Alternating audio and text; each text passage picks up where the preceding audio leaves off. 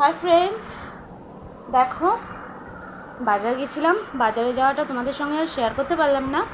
তো কেমন ঘেমেছি আমি দেখো। আর বাজারে প্রচণ্ড ভিড়।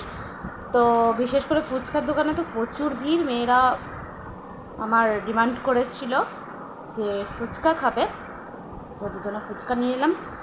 তো আমি খেয়ে এলাম। আর গেছিলাম একটু এই দেখো কাপড় জামার দোকানে সেলাই করানোর জন্য। তো খানিকগুলো সেলাই করানো দেওয়া ছিল, আবার খানিকগুলো দিয়ে এলাম।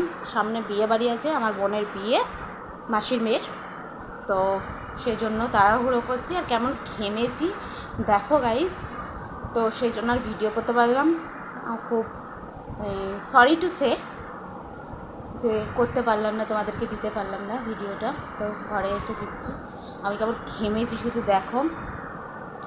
তো এইটুকুনি বলার জন্য তোমাদেরকে ভিডিও করলাম।